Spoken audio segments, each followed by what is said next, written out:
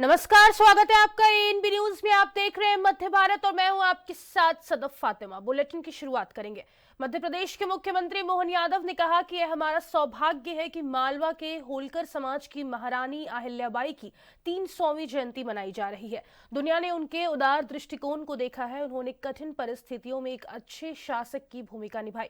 उन्होंने माहेश्वरी साड़ियों को जनता तक पहुंचाकर बुनकरों को प्रोत्साहित किया, किसानों के लिए कुएं बनवाकर सिंचाई के साधन उपलब्ध कराए। उनका प्रत्येक कार्य आज भी लोक कल्याणकारी निर्णयों के लिए उपयोगी है। हम सबका सौभाग्य है, मालवा की होलकर साम्राज्य की महारानी अहिल्याबाई का 300वां जन्मोत्सव चल रहा है। ऐसे में मध्य प्रदेश सरकार के सभी माननीय मंत्रीगण और हमने सबने मिलकर तय किया कि महारानी का जीवन जिस प्रकार से लोक कल्याण के रहा है, उनकी अपनी जनता के प्रति जो उनकी भावना रही है, सुशासन के उच्चतम मापदंडों के साथ जिस प्रकार से महारानी अहिल्याबाई ने अपना पूरा जीवन जिया है, हम सबका फर्ज बनता हमारे प्रदेश की बहुत बड़ी, न केवल प्रदेश की बल्कि देश में उनका बहुत विशेष मान सम्मान और स्थान है। खासकर सांस्कृतिक दृष्टिकोण से उनने अखंड भारत की कल्पना की। भले उनका राज्य छोटा था लेकिन मन की उदारता और मन का भाव बहुत बड़ा था, जिसके कारण से मुगल सत्ता के दौर में भी उन्होंने अपने सभी देवस्थानों पर न केवल अन्न क्षेत्र, न केवल पवित्र नदियों के किनारे घाट, बल्कि देवालयों का भी निर्माण कराया है। और कहाँ मानसरोवर, कहाँ रामेश्वरम, कहाँ द्वारका, कहाँ विश्वनाथ बाबा का धाम, हर स्थान पर व्यक्तिगत चिंता करके समान रूप से राज्य संचालन भी किया। और एक तरह से उस समय का उनका उदात्त दृष्टिकोण दुनिया ने देखा। और एक इतनी कठिन परिस्थितियों में भी उनने समान रूप से एक प्रकार से शासक को अपने जीवन में कितनी कठोरतम भावना रखना पड़ती है। पति चले गए, बेटा चला गया, ससुर चले गए, जीवन में निराशा ही निराशा, लेकिन उनके मन में आशा अपनी जनता के प्रति, शासन के प्रति, भविष्य की संभावनाओं के प्रति, उसका एक बहुत उदात्त उदाहरण अगर कहीं किसी देखा जाएगा तो 300 साल में महारानी अहिल्याबाई का वाकई वो अद्भुत दृष्टिकोण है। जब उनने अपने शासन में भी बेरोजगारों को रोजगार दिलाने के लिए माहेश्वरी साड़ी जनता के सामने ला करके बुनकरों को प्रोत्साहन दिया, हमारे अपने किसानों के लिए कुएं बनवा करके उनकी सिंचाई का साधन उपलब्ध कराया, बगीचों के प्रति प्रोत्साहन देके 10 बीघा में 1 बीघा में फलोद्यान शासन को दो, 9 बीघा का आप आनंद लो। एक एक काम उनका तत्समय उठाया गया, वो आज भी हम सबके लिए समसामयिक है, आज भी उपयोगी है लोक हितैषी निर्णयों के लिए। अहिल्या माता का नाम लेने मात्र से शरीर न केवल रोमांचित होता बल्कि शासन के प्रति हमारी उदात्त भावना को और प्रगाढ़। आगे बढ़ेंगे। नरसिंहपुर पहुंचे सीएम मोहन यादव ने कहा कि कल हम निर्णय कर रहे हैं कि 17 धार्मिक शहरों में शराबबंदी करने की घोषणा कर रहे हैं। शराब से परिवार के परिवार बर्बाद हो जाते हैं, सामाजिक बुराइयां भी आती है, इसलिए देसी हो या विदेशी, धार्मिक शहरों में शराब की दुकानों में ताले लगाए जाएंगे। मध्य प्रदेश के मुख्यमंत्री मोहन यादव ने शराबबंदी पर बड़ा बयान दिया। उन्होंने कहा कि सरकार धार्मिक शहरों में शराबबंदी लागू करने जा रही है और इसके तहत राज्य के 17 धार्मिक नगरों में शराब पर प्रतिबंध लगा जाएगा। इन शहरों में सभी तरह की शराबबंदी भी रोक लगा दी जाएगी। कुल मिलाकर के राज्य की अनुकूलताओं से बाकी लोग लाभान्वित कैसे हो और राज्य भी लाभ कैसे उठाए, इस दिशा में हमने बड़ा निर्णय किया है। आज ये गेमिंग से लेकर के एक और खास करके,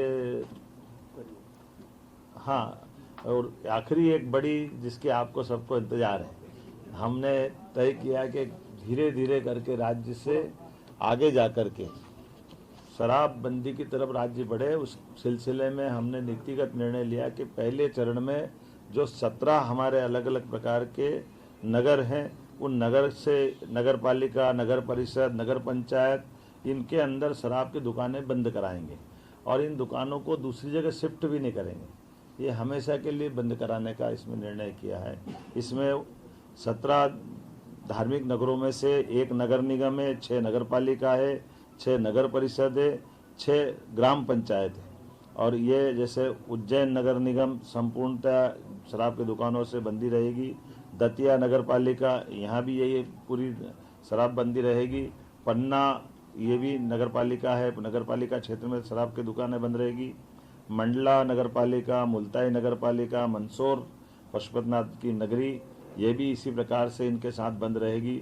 मैहर की माताजी का नगर पालिका क्षेत्र ये शराब की दुकान से प्रतिबंधित रहेगा।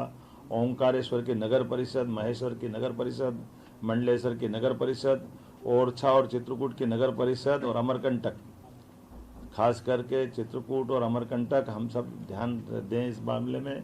ये हमारी धार्मिक आस्था के वैसे सभी केंद्र हैं कि सभी नगर परिषदों में हमने शराब की इसी नीति के आधार पर दुकानें बंद करने का निर्णय किया है। हमारी नगर परिषद के बाद ग्राम पंचायत सलकनपुर, जहाँ सलकनपुर माता का मंदिर है, इस पंचायत से भी शराब की दुकानें बंद कराएंगे। बरमान कला ग्राम पंचायत, लिंगा ग्राम पंचायत, बरमान खुर्द ग्राम पंचायत, कुंडलपुर ग्राम पंचायत और बांदकपुर ग्राम पंचायत, ये ग्राम पंचायतों से भी हम शराब की दुकानें बंद करेंगे। आपकी जानकारी में रहे कि मां नर्मदा के तट के दोनों तरफ के 5 किलोमीटर के दायरे में शराबबंदी की जो पूर्वत पॉलिसी है उस पॉलिसी को भी हम जारी रखेंगे। इस पॉलिसी में कोई बदलाव नहीं आएगा।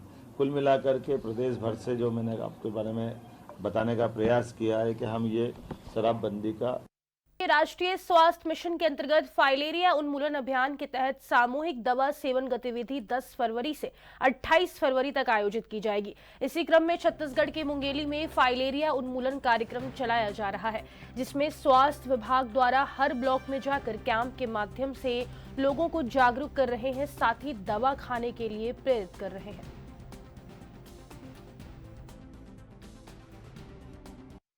ये बताएंगे सर, आज हमारी अभी स्वास्थ्य विभाग में योजना चल रही है, 10 फरवरी से 28 फरवरी तक चलेगी ये योजना। फाइलेरिया के लिए अवेयरनेस प्रोग्राम है और हम लोग पूरे गांव-गांव तक पहुंचेंगे, हर घर तक जाएंगे, हर घर के सर्वे होगा इसका और जितने भी संक्रमित मिलेंगे उनकी इलाज भी और दवा भी खिलाया जाएगा। अपने जिले में क्या पहली बार हो रहा है? नहीं, तो सर प्रोग्राम है, स्वास्थ्य विभाग के नेशनल प्रोग्राम चलते रहते हैं। किस 10 फरवरी से 28 फरवरी तक चलेगी। किस तरीके की योजना रहेगी, क्या कुछ किया जाएगा इसमें? इसमें वो सर्वे होगा, पूरे घर घर सर्वे होकर के और उसमें संक्रमित जितने भी होंगे सर्वे को उसको दवाई खिलाया जाएगा और उनको दवाई दे करके फिर उनको वो किया जाएगा। वर्तमान में जिले की क्या स्थिति? वर्तमान में स्थिति अभी एटीआर जो जंगल एरिया में थोड़ा सा उधर ज़्यादा ही है, तो उसमें भी सर्वे चल रहा है और हम लोग अभी जागरूक अभियान में चल रहे हैं करके, और 28 के बाद अभियान पूरा चलेगा। क्लस्टर हम लोग बना लिए हैं, पूरे घर घर पहुँचेंगे और उनके द्वारा दवाई उनको खिलाया जाएगा और उनको स्वस्थ किया जाएगा करके। जो लोग पॉजिटिव है उनके लिए क्या किया जा रहा है और जो लोग अभी संक्रमित है उनके लिए क्या किया जा रहा है? उनके लिए ट्रीटमेंट की व्यवस्था है और कर रहे हैं उनके इलाज की। आगे बढ़ेंगे। गणतंत्र दिवस परेड को लेकर फुल ड्रेस रिहर्सल शुरू हो चुकी है। पुलिस परेड ग्राउंड में फाइनल रिहर्सल हो रही है। गणतंत्र दिवस में होने वाली परेड को लेकर प्रैक्टिस की जा रही है। BSF, CRPF, CISF, SSB, ITBP, paramilitary force के जवान परेड करेंगे। तेलंगाना स्टेट स्पेशल पुलिस के जवान भी रायपुर में परेड करते दिखाई दे रहे हैं। वहीं हॉर्स राइडर्स के करतब का परेड आकर्षण होगी।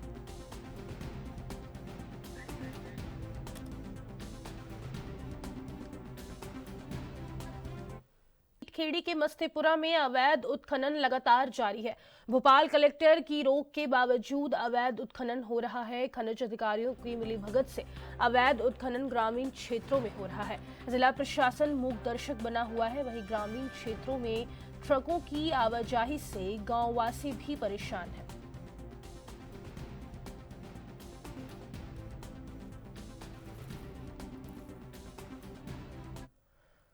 छत्तीसगढ़ के कांकेर जिले की पुलिस पर रिश्वत का आरोप लगा है। यह आरोप किसी और ने नहीं बल्कि रिटायर्ड टीआई ने लगाया है। रिटायर्ड टीआई ने बताया कि पूरा मामला पैसों को लेकर है। रिटायर्ड टीआई ने शराब के ठेके के लिए रायपुर के किसी व्यक्ति को 56 लाख रुपए की राशि दी थी।